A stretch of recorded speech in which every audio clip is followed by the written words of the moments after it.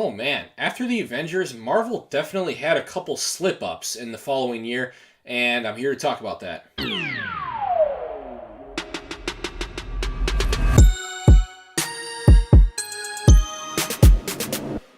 Hey guys, welcome to my Road to Avengers Endgame series where I review every single MCU movie leading into Avengers Endgame, and we are now at number 8, which is Thor the Dark World. It came out in 2013, and it brings Chris Hemsworth, Tom Hiddleston, Anthony Hopkins, a whole shooting match all back for a Thor sequel, which tells a story about Thor and Loki trying to stop Malekith from putting the world into total darkness. I don't really understand the plot of this movie at all, and I'll get to that in a second, but let's not go right to the negative. Let's start off with the positives. Now, the first thing that comes to mind, just like the first movie, is the main Asgardian characters I really did like. And I'm talking about Thor, Loki, Odin, and even in this case, Frigga, who I'll get to in a second, but Tom Hiddleston is as amazing as ever. He is the best actor in these Thor movies for sure. Best character as well. Steals the show every time he's on screen. And just seeing everything going on in Asgard, very similar to the first movie, everything going on with these main Asgardian characters worked really well. I also thought the opening fight scene was pretty cool with Lady Sif and the Warriors 3 and Thor. Even though it didn't last that long, I thought it was a fun little fight scene that got me interested in the movie, that's for sure. Now, the main appeal of this movie to me is the Thor and Loki stuff. Their banter, their interactions, and Loki is a character that is kind of broken now. You know, he's a guy who was very resentful, and then the one person who he actually cared about, Frigga, his mom, dies in this movie. And let me talk about that for a second. They did a good job with Frigga in the first, I don't know, whatever, third of this movie before she dies. Pretty good job setting her up as this badass character who's interesting, and we really start to like her, so that when they kill her, we feel something, and we especially feel something for Loki, because when we see his reaction to her death, it's not good. He freaks out, and it sucks. It hits us because that's the one person left that he felt like he actually cared about after all the times he's been wronged in his life. But he gets a chance at redemption because Thor lets him out. He had been in prison for his actions in New York in the Avengers. So Thor lets him out to help him to find Malekith, and I really liked the interactions between Thor and Loki. It kind of became a buddy cop movie for a portion of this movie between them, and I thought that worked pretty well. They do such a good job of... These are guys that have been through a lot together. They still do care about each other, and you can tell even Loki cares about Thor a little bit, but they're such different people, and they know that, and they have different ways of going about things, vastly different ways about going about things, different personalities, and they interact in a way that is so understandable and feels so real. So, yeah, everything going on with them, the little adventure they go on, and everything they do when they interact, I thought was handled pretty well. There's also some decent humor in this movie. The humor lands, I'd say it's 50-50. The good humor is usually involving Asgardian characters, Thor and Loki. The bad humor is usually involving Kat Dennings' character, Darcy, and everything going on with her intern or whatever. And I'll get to that in a second, but yeah, there's some decent humor sprinkled in throughout this movie, kind of classic MCU humor, and I think it worked pretty well. Also, while I thought that they faked Loki's death again was really dumb, and I'll get to that as well in a second, Loki's whole plan I kind of liked, and it was pretty genius. He faked his death, and then this is the detail that I just realized for the first time. Correct me if I'm wrong, but I believe what actually happens is Loki fakes his death, which I don't exactly know how he did, but either way, he does it. And then what's his name? The guy, I don't think anyone knows his name. He works for Odin. He went to find Loki, and he goes in to talk to Odin, and he's like, we found a body. It's Loki. He's dead. That was actually Loki, I believe, because you can see at the end of that scene, they kind of pan over to his face, and he has kind of this classic Loki smirk. And I finally realized how he pulled it off, because I didn't really understand how he did it at first. And the way they go in Thor Ragnarok, so he took over and put Odin on Earth. How did he do that? And now I realize, and I felt like there was a detail missing there as to how that happened, but I could be wrong.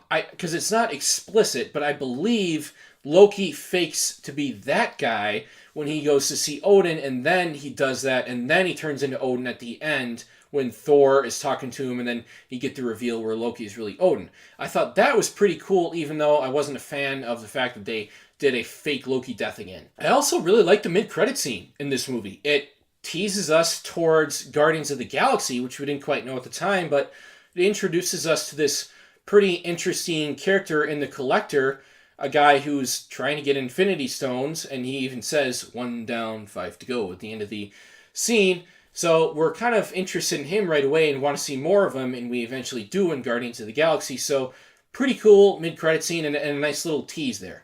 And now we get to the negatives, and there are definitely a lot.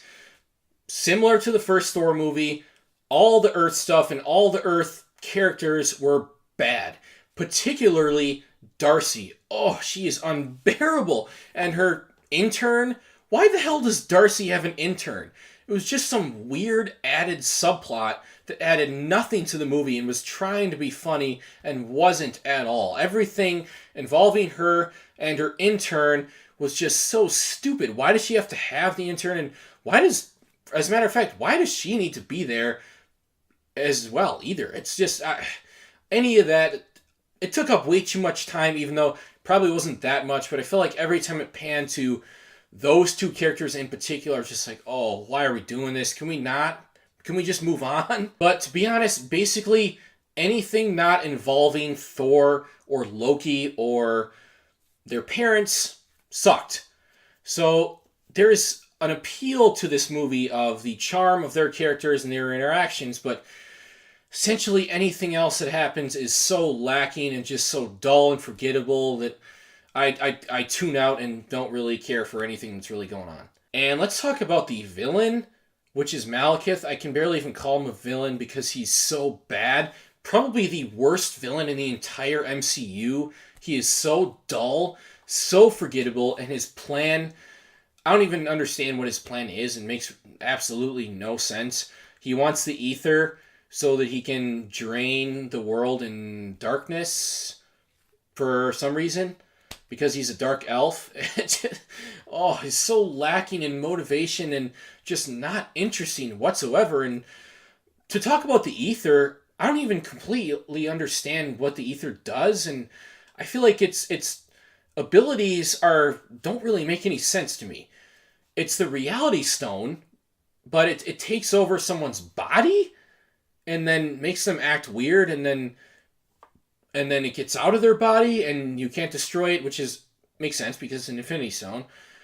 But it's like this weird floating just nothingness, and it just makes absolutely no sense to me what this thing even does. I don't understand it at all, what the ether does or what Malekith's plan is. He's such a stupid villain, and god damn, probably the worst one in the entire MCU. And as much as I love the MCU, they have had a villain problem, so saying that this guy is the worst is saying something. Also, I touched on this earlier.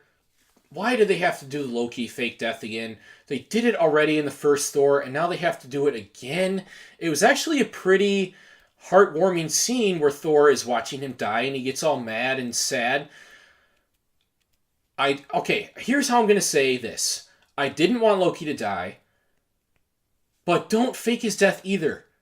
Either don't kill him at all, which would have been the best thing they could have done, or if you kill him, leave him dead, which I wouldn't have liked, but probably would have been better than doing another stupid-ass fake death. And I get that he is the god of mischief, and this is what he does, but so many people complain about how they keep bringing characters back in Marvel, and when they're not exactly helping their case this time. The final fight was really lacking in any tension at all, mainly because I didn't give a rat's fuck about Malekith, and I knew that Thor was going to beat him, and it's just such a lacking fight. There's all kinds of dumb shit going on with the ether, and Thor falling in the ether and coming out on another planet and then going back in, and it's just so weird and ridiculous and not at all in a good way. I found myself looking at my phone or just finding something else to do besides watching this dumbass third act.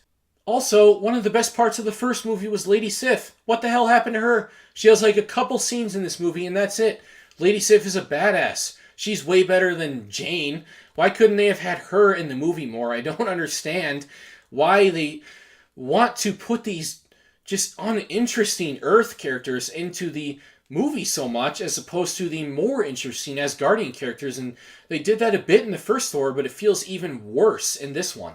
So overall, while this movie has some stuff going for it, like the Asgardian stuff, like the Thor and Loki interactions, like Frigga's death and Loki's reaction to that, like the performances by the main Asgardian characters, there is so much wrong with it. Like the third act, like the stupid ass villain Malekith, who is just so forgettable. And this movie is forgettable altogether. Why do you need Darcy there at all? And why do you need her to have an intern? Such a dumb way to take the story.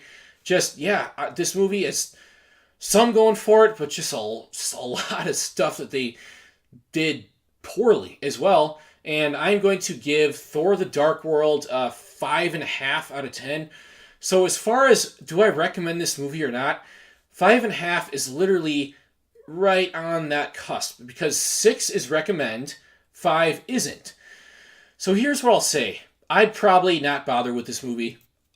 Okay, it has some value to it because it further develops these characters and gives us some good character moments and introduces us to one of the Infinity Stones. So if you're doing a rewatch to get into Endgame like I am, it kind of makes sense to watch this one, but otherwise, I would probably skip it. So there you have it, guys. Have you seen Thor the Dark World? If so, what do you think? I thought it was meh. And go ahead and hit the thumbs up button if you enjoyed this video. Hit the subscribe button if you enjoy my content. Go ahead and hit the notification bell to get notified when I post future videos. Spread the word, and I'll see you soon.